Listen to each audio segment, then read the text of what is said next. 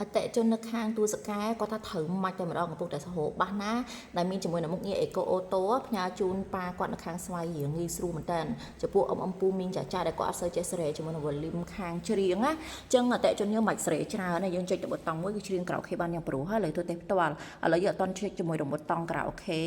ជាមួយនឹងប៊ូតុងខាងវ៉ូលីមច្រៀងនេះក៏អត់តន់ស្រែហើយណាចុចយើងធ្វើទេតិចឡូចឹងលោកអេកូចាអត់តន់ដាច់ទេណាអតិជនយើងចុចតនេះមួយមក KTV mode ចាមុខងារ KTV mode ណាចឹងលោកអេកូជាងមកគឺព្រោះមែនតើចឹងល្មមអតិជនយើងច្រៀងណាស្រាប់បាស music នេះគឺមានទំហំសាប់4ទឹកម៉ូតថ្មីប្រចាំឆ្នាំ2026ទៅចូលមកដល់ទេហើយពិសេសបាសម៉ូតថ្មីនេះគឺមានជាមួយមុខងារថ្មីមួយទៀតគឺមុខងារ OTG នេះអាចថតសម្លេងថតវីដេអូឬ live តអីចូលវីដេអូចូលទូរស័ព្ទយើងបានយ៉ាងច្បាស់តែម្ដងស្រាប់បាសម៉ូតថ្មីនេះគឺមានកម្លាំងដល់ទៅ600 វ៉ាត់ណាហើយមានជាប់ជាមួយនឹងប័ណ្ណធានារយៈពេលពេញ1ឆ្នាំពីក្រុមហ៊ុនទៀតហើយមានជាមួយនឹង microphone ផ្លែដៃជំនួសគូ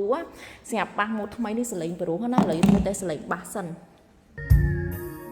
ចាឥឡូវធ្វើតេស្តសលេងផ្ទាល់ណាមុននឹងផ្ញើជូនអតិជនយើងគឺយើងធ្វើតេស្តសលេងបាសហើយគឺបាត់ផ្ញើតាមក្រុមរយៈបន្ថែមជូនអតិជនយើងតែម្ដងការធ្វើតេស្តសលេងបាសដូចយើង connect ជាមួយ Bluetooth ចូលទូរស័ព្ទចាអតិជនយើងអាចប្រើជាមួយនឹង USB memory បានមួយ set ណា